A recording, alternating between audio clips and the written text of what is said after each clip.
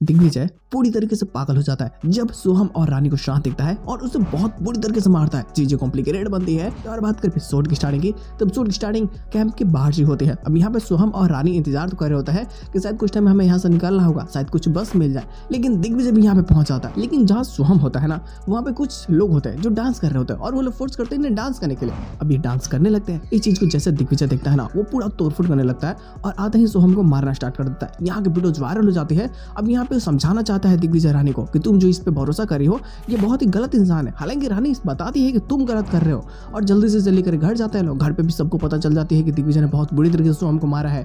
और वहाँ पे रानी जितनी भी कंडीशन थी ना, वो सारी चीजें बताती है कि कैसे इससे बाथरूम में किसी ने लॉक कर दिया था, सोहम ने इसे बचाया था और सोहम इसकी इतनी मदद कर रहा है। लेकिन आज जो दिग्विजय ने किया है वो बहुत गलत है और बहुत ही उल्टा सीधा भी बोलते हैं, बहुत गुस्सा भी करती है, वो समझाना चाहती है। लेकिन नेक्स्ट डे जैसे ही होती है, वैसे तो जितनी भी भाई अलीसा ने समझाया था, दिग्विजय के मन में सारी चीजें बैठ चुकी हैं। वो सारी गंदी बातें के साथ जो हम रानी का मिसयूज कर रहा है, वो उसके साथ में कुछ गलत कार्य कर रहा है, इस चीज को सोच करके वो पागल हो रहा होता है। नेक्स्ट डे पता चलता है कि रानी और दिग्विजय दोनों को ही कॉलेज बुलाया गया है, लेकिन दिग्विजय नहीं जाना चाहता। और वहाँ पे भाई जितने भी लोग होते हैं ना, जो अथॉरिटी होते हैं ना, वो रानी को सस्पेंड कर देती है 1 महीने के लिए।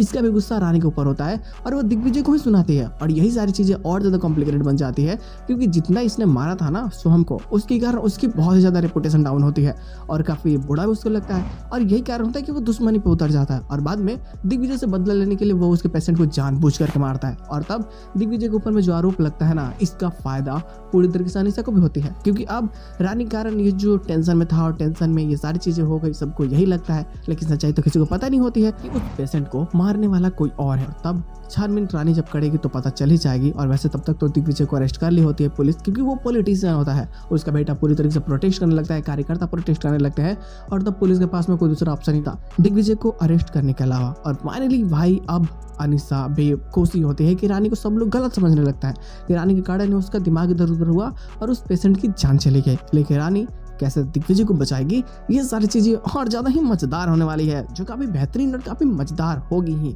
तो इसके साथ में तो एपिसोड की एंडिंग कर दी जाती है। एक्स्ट्रा प्लॉट है नहीं, बट आती है तो बातें जरूर हो जाएगी। लेकिन ये स्टोरी मजा देगी यार कुड़ू लोग। तो बस आज के एपिसोड में इतना ही। हम लोग मिलते हैं बहुत जल्द किसी नए वीडियो के साथ में। तब तक के लिए बाय।